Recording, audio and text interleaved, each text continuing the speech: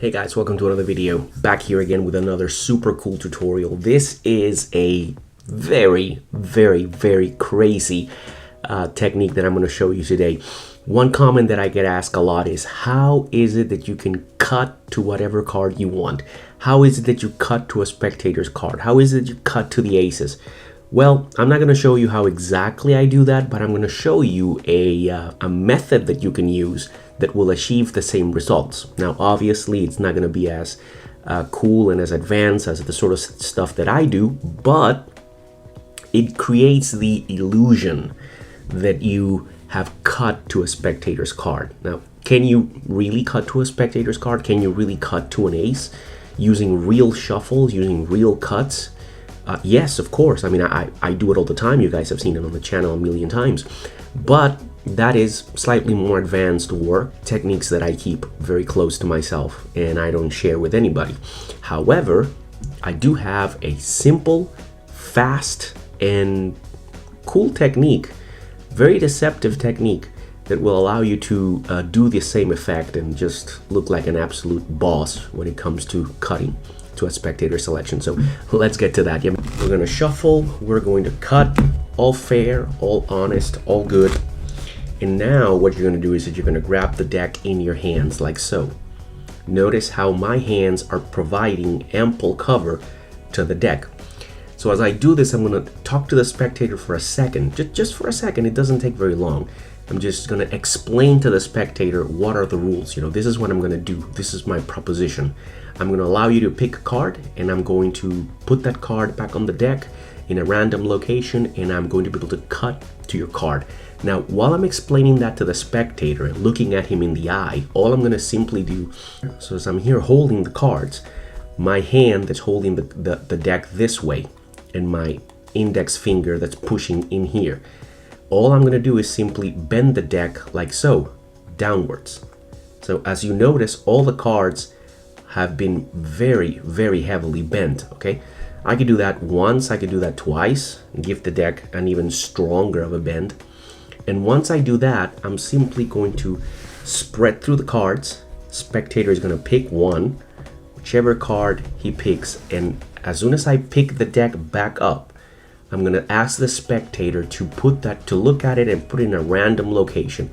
And as I do that, notice how my thumb goes to the back of the deck, and now I'm going to bend the deck backwards, effectively straightening it out. So I can give it a light bend to the back or two light bends to the back, and I've just straightened out the deck pretty much. Okay, so now when I spread through the deck again, you're going to notice that the spectator's card is going to be bowed. Okay, this card is bowed, is bent. This is what we call a bridge. However, the entire deck has not been breached because I've pulled the cards to the back and I've straightened everything out. So the only bridged card is going to be his selection, this one. You can see that when I had it here and I pushed down, that's what created this bend on the card, this bridge. So if he takes his card, or I'll take the card from him and I'll put it anywhere in the deck, I can square the deck up. And all the cards are going to be going one way and his is going to be going the other way. So I can very easily just cut. And with just one cut, you'll notice that I have cut to the card that's bent, to his selection. Okay? Very easy, crazy. And I've just cut to his card. So I can do a false shuffle. And after I've done that false shuffle, I'll simply cut and bring their card, as you can see here, to the top. And by moving the card, by moving my hands upward and by moving their card like this, I've taken the bend, I've taken the bridge off of it. I'll show him the card, I'll grab it and just go like this, whoop, a little bit, and drop the card on the table. As far as the spectator is concerned, I have just cut to their card. You know, now think about the power for a layman. Think about that. Now, a deck was shuffled, a deck was cut. After that, he freely chose the 5 of hearts. Free selection, completely free selection.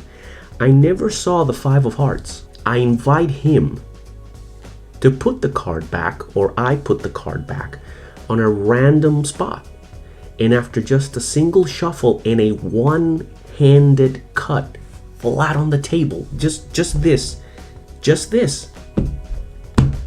how fair is that? I've controlled their card to the top. I was able to, by feel, precisely cut to their card, which was in a random location. I mean, this is just powerful for a spectator. This is just killer for a layman. Think about it. This is what Richard Turner does, and people get blown away because he's able to cut to the card by feel, and people just go crazy about it. I mean, I'm sure that this is not the way that Richard does it, but it looks like it. It does the same.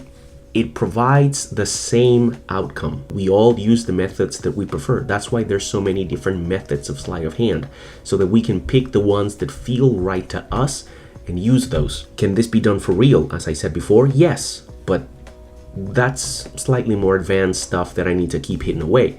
But this is a very simple, this is a very easy, and this is a very fast way of achieving the same results as if you did it for real. Now, you're not doing it for real, but it looks to the spectator as if you're doing it for real. That's the idea of it.